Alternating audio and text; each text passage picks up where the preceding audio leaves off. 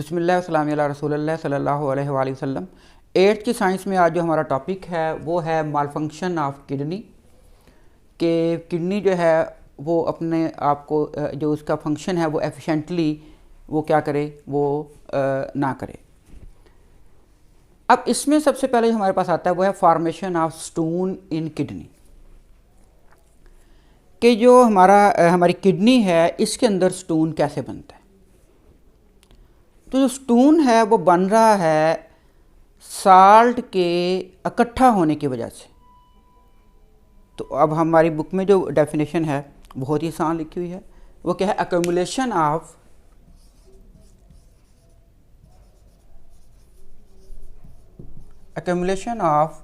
क्या है,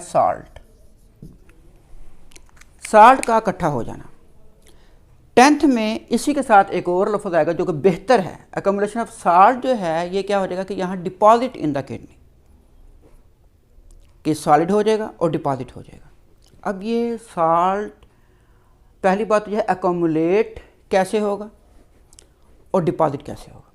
इसकी आप आसानी से समझ लें कि एक गिलास पानी लेना, उसके अंदर नमक डालें, उसको हल करें, हल हो जाएगा। मज़ीद उसके अंदर और नमक डालें, उसको हल करें, वो हल हो जाएगा। एक वक्त आएगा कि मज़ीद नमक जो है साल्ट वो इसके अंदर क्या होगा, डिज़ोल्व नहीं होगा। इसका मतलब है कि अब क्या हो गया, ये जो सोल्यूशन है ये कंसनट्रेटेड हो गया। एक हद तक आप सिर्फ क्या कर सकते हैं, उसे कंसनट्रेट कर सकते हैं। उससे ज़्यादा अगर कंसनट्रेट होगा तो क्या होगा कि वो हल नहीं होगा, वो डिपॉजिट होना शुरू हो जाएगा, अकोमुलेट होना शुरू हो जाएगा।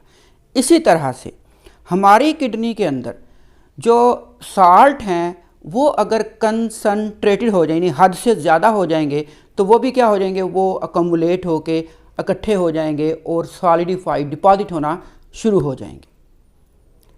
और ये जो डेपोजिशन ऑफ साल्ट होगी ना, ये कहलाएगा क्या भला, किडनी स्टोन। अब हमारे जिस्म में कौन से साल्ट ऐसे हैं जो कि डिपॉजिट होके क्या बना सकते हैं, पत्थरी यानी स्टोन बना सकते हैं। तो वो कौन से हैं वो आप अपने सिर्फ 8 तक सिर्फ 2 नाम याद रखें। एक आप नाम रखें कैल्शियम साल्ट ऑफ कैल्शियम, और एक यूरिक एसिड, ये भी डिपॉजिट हो जाता है। तो यूरिक एसिड और कैल्शियम के साल्ट 10th के अंदर आप इन साल्ट के नाम भी पढ़ेंगे। मिसाल के तौर पे एक आप याद रख लें, चलें, कैल्शियम ऑक्सालेट। टमाटर खाते हैं ना, टमाटर, उसके अंदर ऑक्सालेट होता है। चावल खाएं, उसके अंदर कैल्शियम होता है। अब दोनों इकट्ठा खाएं तो हमारे जिस्म के अंदर किसकी जो है ना कंसनट्रेशन बढ़ेगी, कैल्शियम ऑक्सालेट, लो जी पथरी होगी, ठीक है ना। तो कैल्शियम के साल्ट, कैल्शियम फास्फेट भी हो सकता है, और यूरिक एसिड, इन साल्ट की हमारी किडनी के अंदर अकोमुलेशन और डेपोजिशन से जो चीज़ बनती है उसे हम क्या कहते हैं, किडनी स्टोन कहते हैं। अब किडनी स्टोन जो है ये कहाँ कहाँ बन सकती है, तो ये हमारे पास वो कहलाएगी लोकेशन, जगह। तो ये हमने किडनी बनाई है। आपको पता है कि ये बाहर वाला हिस्सा जो है ना ये क्या कहलाता है, ये कहलाता है कॉर्टेक्स। ये जो पैरामिड वाला हिस्सा है ये कहलाता है मेडुला, और ये जो हिस्सा ये कहलाता है पेल्विस। अच्छा, अब एक तो ये पेल्विस के अंदर, क्योंकि यहाँ पे सारा के सारी यूरिन क्या होगी, ड्रेन होती है तमाम नेफ्रॉन से, ठीक है। तो यहाँ ड्रेन होने की वजह से अब यहाँ पे अकोमुलेशन अगर ज़्यादा हो जाएगी साल्ट, कौन से साल्ट, कैल्शियम के साल्ट या यूरिक एसिड की, तो यहाँ बन सकते हैं।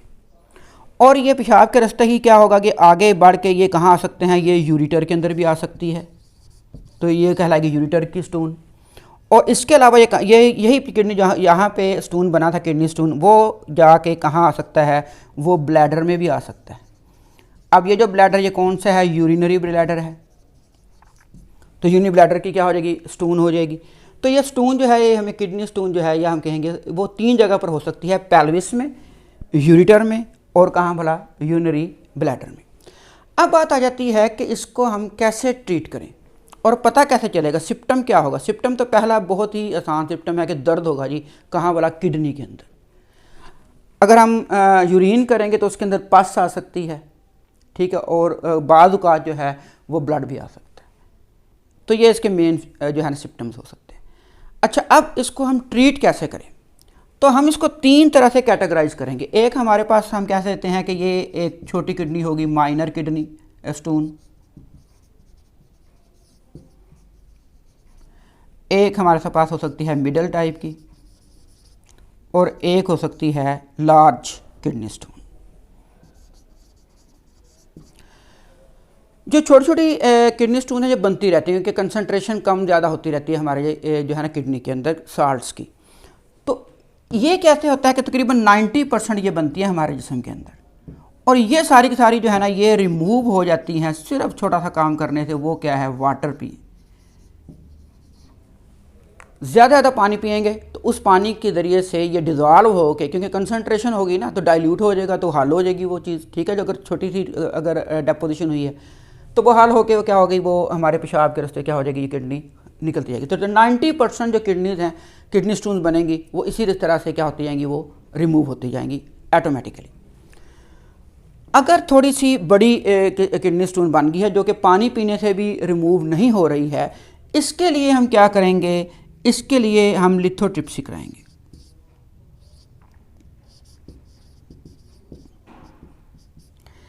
लिथ का मतलब होता है स्टोन, पत्थर, ठीक है। लिथोट्रिप्सी में हम क्या इस्तेमाल करेंगे जी, हम इस्तेमाल करेंगे शॉकिंग वेव्स।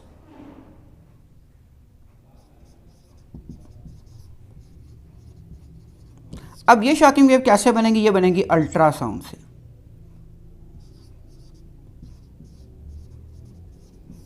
इसे हम कहते हैं नॉन इलेक्ट्रिक शॉकिंग वेव्स। तो बाहर, जिस्म के बाहर से हम अल्ट्रासाउंड जो है ना वो क्या करेंगे, किडनी के ऊपर जिस पॉइंट के ऊपर क्या है स्टोन है, वहाँ पे हम क्या करेंगे, इसकी बम्बार्डमेंट करवाएंगे, जिससे क्या होगा कि जो स्टोन है ये क्या हो जाएगी, ये रेदा रेदा हो जाएगी, सैंड लाइक हो जाएगी, और इसी तरह से जो पानी पिएंगे तो पेशाब के रास्ते ये क्या हो जाएगी, ये खारिज हो जाएगी। लेकिन अगर इससे भी बड़ी स्टोन है तो फिर हमें क्या करवाना पड़ेगी, फिर सर्जरी होगी, फिर इसका कोई और इलाज नहीं है, ऑपरेशन करवाना पड़ेगा। तो ऑपरेशन से इसको हम क्या करेंगे, रिमूव करेंगे। तो ये इसके पास हमारे पास आगे के हमारे पास किडनी जो है वो 3 तरह की हो सकती है, माइनर हो सकती है, मिडल टाइप हो सकती है, या लार्ज हो सकती है। तीनों का तरीका अलग है। हमारे साथ जो है वो ज़्यादातर माइनर बनती है, तो वो पानी पिएंगे ख़त्म हो जाएगी। थोड़ी सी और बड़ी होगी तो लिथोट्रिप्सी के जरिए हम क्या करेंगे, उसको इलाज करवा लेंगे कि अल्ट्रासाउंड या नॉन जो है इलेक्ट्रिक शॉकिंग वेव्स के ज़रिए से। और अगर उससे भी बड़ी होगी तो उसके लिए हम क्या करेंगे, सर्जरी करवाएंगे। इसके बाद हमारे पास आ जाता है रीनल फेलियर। रीनल का मतलब तो आपको पता है वो किडनी है। किडनी ने काम करना छोड़ दिया, यानी कि जो फंक्शन है किडनी का, वो फंक्शन जुज़वी तौर पे, पार्शली या वो कंप्लीटली उसने अपना काम करना क्या कर दिया है, छोड़ दिया। तो काम ये क्या करती है, किडनी क्या काम करती है, ये ब्लड को फिल्टर करती है ताकि नाइट्रोजनस कंपाउंड्स को क्या करे, अलहदा कर दे, और पेशाब के रास्ते क्या करे, खारिज कर दे। लेकिन अगर ये काम नहीं हो रहा है तो फिर क्या होगा, हमारे जिस्म के अंदर जो है ना वो क्या होगा, नाइट्रोजनस कंपाउंड की मिकदार क्या होती जाएगी, बढ़ती जाएगी। तो इसका मतलब है कि हमारे जिस्म में पॉइजन जो है वो क्या होता जा रहा है, वो बढ़ता जा रहा है। अब क्या होगा जी, अगर किडनी फेलियर हो जाता है तो रीनल फेलियर क्यों हो रहा है, वाई? तो ये हमारे पास जो काजेज़ हैं इसके, क्योंकि वाई का जवाब हमारे पास काज ही आएगा। जो इसके काजेज़ हैं उसमें सबसे पहला काज जो है वो ये है कि किडनी जो है वो कहीं डैमेज ना हो गई हो। किडनी डैमेज हो सकता है,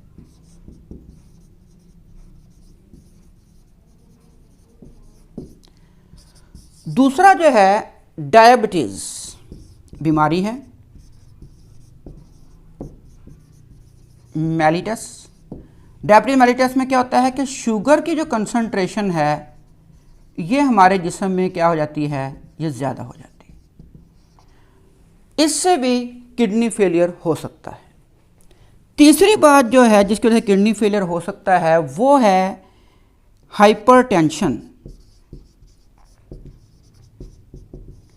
हाइपरटेंशन का मतलब है हाई ब्लड प्रेशर।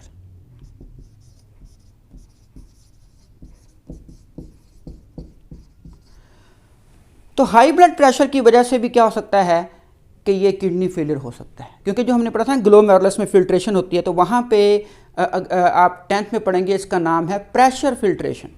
तो यहाँ पे ब्लड प्रेशर क्या होता है, बहुत ज़्यादा हो जाता है। तो इंसान पहले से ही ब्लड प्रेशर का मरीज़ है, तो उसका नॉर्मल ब्लड प्रेशर भी हाई है, तो किडनी के अंदर जो प्रेशर फिल्ट्रेशन होगी वो उससे भी क्या हो जाएगी, वो हाई होगी, जिसकी वजह से ग्लोमेरुलस जो है ये क्या हो सकते हैं, डैमेज हो सकते हैं। और अगर ग्लोमेरुलस डैमेज हो जाएंगे तो किडनी डैमेज हो जाएगी। ठीक है। फोर्थ ये है कि ब्लड सप्लाई जो है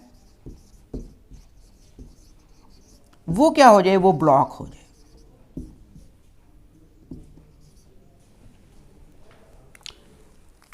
अब हमारा एक एक सेल जो है ना वो लिविंग है। अगर ये लिविंग है ना तो ये क्या कर रहा है जी, ये सांस भी ले रहा है यानी ऑक्सीजन भी हासिल कर रहा है, और ये न्यूट्रिएंट्स यानी खुराक भी हासिल कर रहा है।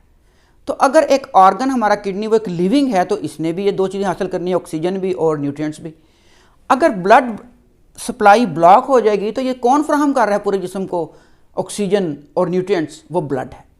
अब ब्लड जो है वो किसको ना मिले, किडनी को नहीं मिलेगा, तो वो उसे ना ऑक्सीजन मिल रही है और ना क्या मिल रही है, न्यूट्रिएंट्स। तो जैसे हम बगैर सांस लिए और बगैर खाए पिए ज़िंदा नहीं रह सकते, तो किडनी भी बगैर सांस लिए और बगैर न्यूट्रिएंट्स के ज़िंदा नहीं रह सकती। तो उसको क्या हो जाएगा, वो डैमेज हो जाएगी, वो अपना काम करना छोड़ देगी।